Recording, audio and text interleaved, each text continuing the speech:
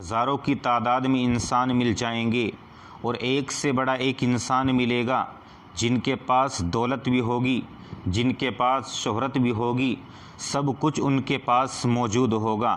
لیکن حسن اخلاق کسی کے پاس مل جائے یہ بہت ہی کم انسان نظر آ رہے ہیں۔ اگر کوئی انسان مل بھی جائے گا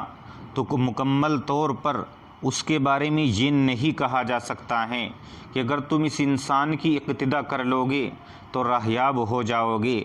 دنیا کے اندر اگر ایسا کوئی انسان آیا ہے تو صرف اور صرف محمد عربی صلی اللہ علیہ وسلم آئے ہیں۔ جب ہم خوش اخلاق اور حسن اخلاق والے آدمیوں کو تلاش کرتے ہیں تو ہمیں نبی کریم صلی اللہ علیہ وسلم سے بلند اخلاق والا اس روئے زمین پر کوئی نہیں ملتا، کیونکہ آپ کے اخلاق حسنہ کو خود قرآن کریم کے اندر اللہ تبارک و تعالی نے اس طریقے سے بیان فرمایا، وَإِنَّكَ لَعَلَىٰ خُلُقٍ عَظِيمٍ، بے شک آپ یعنی آپ علیہ الصلاۃ والسلام اونچے اور اعلیٰ اخلاق پر حامل ہیں، یعنی اللہ تبارک و تعالی نے آپ کو بے انتہا بلند و بالا اخلاق پر پیدا فرمایا ہے۔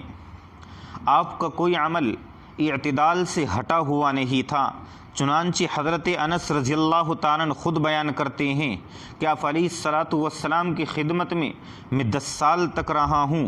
لیکن میں نے آپ علیہ الصلاۃ والسلام کو کبھی مجھے یہ تک کہتے ہوئے نہیں دیکھا کہ تم نے یہ کام کیوں نہیں کیا ہے، اور اگر میں نے کوئی کام کر دیا ہے تو آپ علیہ الصلاۃ والسلام نے مجھے کبھی یہ نہیں کہا ہے کہ تم نے یہ کام غلط کر دیا ہے۔ اگر مجھ سے کوئی کوتاہی ہو جاتی تو آپ علیہ الصلاۃ والسلام نے مجھے کبھی ڈانٹ اور ڈپٹ بھی نہیں کی ہیں۔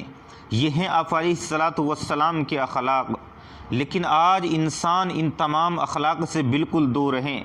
دور دور تک انسان کے پاس اخلاق نظر نہیں آتے ہیں۔ آپ علیہ الصلاۃ والسلام کو اور موطا امام مالک رحمۃ اللہ علیہ اور امام احمد رحمۃ اللہ علیہ نے حضرت ابو ہریرہ رضی اللہ تعالیٰ عنہ کے حوالے سے یہ روایت بھی نقل کی ہیں کہ آپ علیہ الصلاۃ والسلام کو اور آپ علیہ الصلاۃ والسلام کی ذات کو اللہ تبارک و تعالیٰ نے اس لیے بھی دنیا کے اندر بھیجا تھا کہ وہ اخلاق حسنہ کی تعلیم دے سکے، اخلاق کو تکمیل تک پہنچا سکے۔ بعثت ہی آپ علیہ الصلاۃ والسلام کی اس عظیم مقصد کے لیے ہوئی تھی، اور آپ علیہ الصلاۃ والسلام اسی وجہ سے امت کو یہ تعلیم بارہا دیا کرتے تھے۔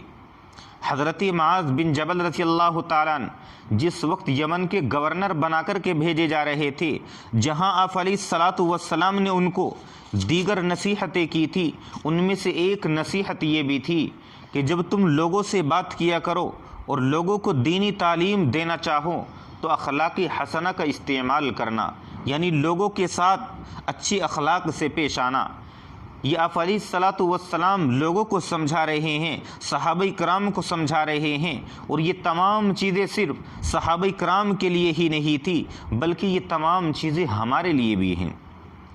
حضرت عائشہ رضی اللہ عنہا فرماتی ہیں کہ رسول اللہ صلی اللہ علیہ وسلم ایسا ہی نہیں کہ صرف تعلیم دیا کرتے تھے بلکہ اللہ تبارک و تعالیٰ سے دعا بھی کیا کرتے تھے کہ پروردگار عالم، جس طریقے سے تو نے میری شکل و صورت کو اچھا بنایا ہے، جس طریقے سے تو نے مجھے شکل و صورت اچھی مرحمت فرمائی ہے، مجھ کو اخلاق بھی اچھے مرحمت فرما دیجئے، مجھ کو اخلاق حسنہ سے نواز دیجئے۔ یا علیہ الصلاۃ والسلام دعا بھی کر رہے ہیں، لیکن آج مسلمان ایسی کوئی دعا نہیں کرتا ہے، کیونکہ مسلمان کو تو ان چیزوں کی بالکل ضرورت نہیں ہے۔ آج اگر حال مسلمانوں کا دیکھا جائے، ہونا تو یہ چاہیے تھا کہ حضرت ابو بکر صدیق رضی اللہ تعالیٰ عنہ، اسی طریقے سے حضرت عمر فاروق رضی اللہ تعالیٰ عنہ، ان تمام لوگوں کو پڑھ کر کے دیکھتے، صحابہ کرام کی تاریخ اٹھا کر کے دیکھتے کہ ان کے اخلاق کیسے تھے، اسلام لانے سے پہلے حال کیا تھا اور اسلام لانے کے بعد ان کے حال کیسے ہوئے ہیں، اور ان کے اندر کس طریقے سے تغیر پیدا ہوا ہے اور کس طریقے سے ان کی تمام زندگی کے اندر تبدیلیاں پیدا ہوئی ہیں۔ کتابوں کے اندر لکھا ہوا آپ کو مل جائے گا کہ ایک مرتبہ حضرت عمر فاروق رضی اللہ تعالیٰ عنہ اور حضرت ابو بکر صدیق رضی اللہ تعالیٰ عنہ دونوں میں آپس میں کچھ بات ہو جاتی ہیں، ایک دوسرے کے اوپر غصہ اور گرم ہو جاتے ہیں۔ حضرت ابو بکر صدیق رضی اللہ تعالیٰ عنہ کو حضرت عمر رضی اللہ تعالیٰ عنہ منانا چاہتے ہیں لیکن نہیں مان رہے ہیں، چنانچہ وہ اسی حالت میں اپنے گھر کے اندر داخل ہو جاتے ہیں۔ حضرت عمر رضی اللہ تعالیٰ عنہ آپ علیہ الصلاۃ والسلام کی خدمت میں آ کر کے بیٹھ جاتے ہیں۔ جب حضرت عمر آپ علیہ الصلاۃ والسلام کی خدمت میں آ کر بیٹھ گئے اور آ کر کے وہ تمام واقعہ بیان کیا کہ ہم دونوں میں اس طریقے سے بات ہوئی ہے، آپ علیہ الصلاۃ والسلام کو غصہ آ گیا اور آپ نے یہ فرمایا، جب حضرت ابوبکر رضی اللہ تعالیٰ نے دیکھا کہ آپ علیہ الصلاۃ والسلام حضرت عمر کے اوپر غصہ ہو رہے ہیں تو حضرت ابوبکر باہر آئے اور آ کر کے یہ کہا کہ یا رسول اللہ میری ہی غلطی تھی۔ ادھر سے حضرت عمر کہہ رہے ہیں کہ نہیں یا رسول اللہ مجھ سے ہی زیادتی ہوئی تھی۔ آپ علیہ الصلاۃ والسلام نے فرمایا کہ عمر تم سے اتنی برداشت نہیں ہو سکتی ہیں کہ تم میرے ایک ایسے ساتھی کی جس نے ہر لمحے اور ہر وقت میرا ساتھ دیا ہے، جس وقت لوگوں نے مجھے جھٹلایا تھا اور میں نے یہ کہا تھا کہ اللہ تبارک و تعالی نے مجھ کو تمام لوگوں کی طرف نبی بنا کر کے بھیجا ہے، اس وقت صرف ایک ابو بکر ہی تھے جس نے میری تصدیق کی تھی اور تم سب نے مجھ کو جھٹلا دیا تھا، کیا تم ہلکی سی ایذا کو اس کی برداشت نہیں کر سکتے ہو؟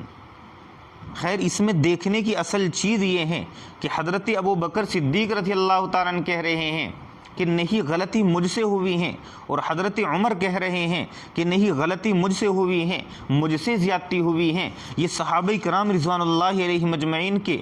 اعمال تھے کہ ایک دوسرے کی غلطی کو اپنے اوپر لینے کے لیے تیار ہیں، یہ ان کے اخلاق تھے۔ لیکن آج مسلمان سے اگر غلطی ہو جائے، مسلمانوں کا حال بالکل اس کے مختلف ہیں۔ اگر خدا نہ خواستہ کوئی معاملہ کسی کے سامنے پیش ہوتا ہے تو ایک دوسرے کے اوپر اس طریقے سے الزام لگایا جاتا ہے گویا کہ سامنے والے نے غلطی کی ہے اور میں بالکل گناہوں سے پاک صاف ہوں۔